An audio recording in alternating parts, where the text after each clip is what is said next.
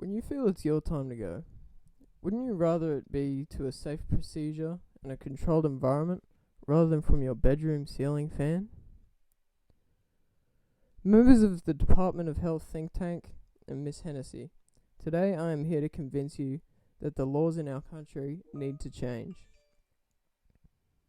Euthanasia, or voluntary assisted dying, is the medical procedure of administering a lethal injection, usually for people in the last stages of a terminal illness. However, in a few countries, can be administered for psychiatric suffering, such as depression and post-traumatic stress disorder. This presentation will highlight key points that are pushing for the legalization of euthanasia nationwide. People have the right to die. Now, this might sound strange at first, but if you think about it, shouldn't we all possess the right to stop living if we wanted to? I mean, people can end their life now if they want to, but there is no support from the laws of Australia allowing someone to do this in a comfortable setting under the administration and control of a trained professional. The self-determination of one's death is a major stance that people who are pro-euthanasia push. It is the belief of many that societal control by the government and its laws go too far when they directly impact the needs of somebody unendurably suffering. Self-determination on a matter means the circumstances under which an action will take place is decided by oneself. So in this instance, it means people would be able to choose how, when, and where they die. Does this not seem fair to you? As well as the self-determined aspect, it would have to be controlled by a professional, whether or not it should be done. The process will be regulated due to the reason behind the euthanasia, the state of the person involved, and if it is deemed necessary for the process to occur. In most places where euthanasia is already legal, such as Oregon, it can be done if the person is over 18, makes 2 verbal and 1 written request.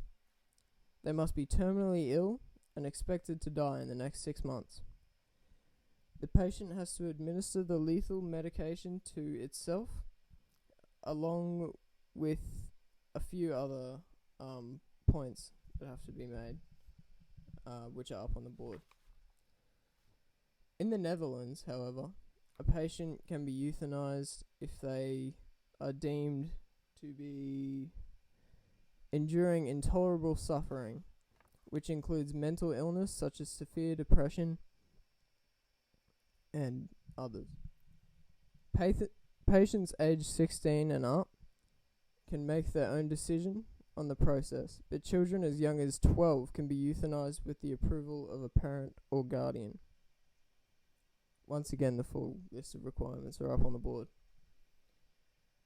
I believe that if euthanasia were to be legalized in Australia nationwide, it would have to be regulated similarly to Oregon. Even though these restrictions mainly affect the elderly, the implementation on our country would greatly affect the high rate of suicide.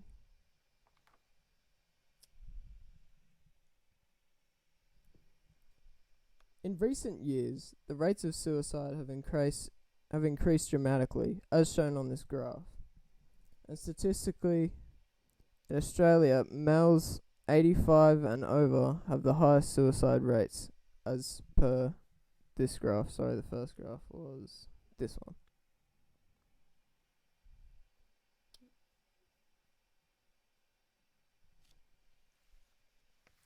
This may seem hard to believe, but it's true. For many of these elderly men, many have been diagnosed with a terminal illness and are just forced to wait out their remaining days, wondering if they're going to live to tomorrow. This kind of pressure and worrying is not how somebody would want the end of their life to consist with, so they choose to end it early. This process would be forgotten about if they had the option to euthanize, should they feel it necessary. so they may pass away sure and content of their near future.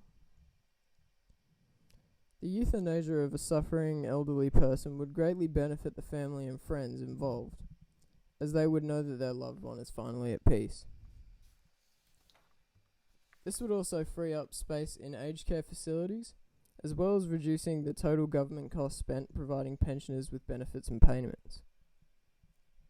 In conclusion, euthanasia is a safe and controlled procedure that should be legalized in our entire country. It would allow people the right to die when they want, which is something I believe is essential. While it may seem like a non-standard procedure, it would be regulated and carefully watched so as to ensure that all restrictions set in place are met. It would greatly improve the mental well-being of elderly terminal patients when it comes to the certainty of the near future. Miss Hennessy and the members of the think tank, your time has been valuable.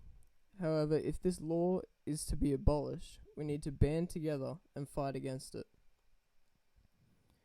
At the end of this digital presentation, there is a petition linked, called for a change in Australia's euthanasia policy, and I urge you to join me in making a difference. Thank you.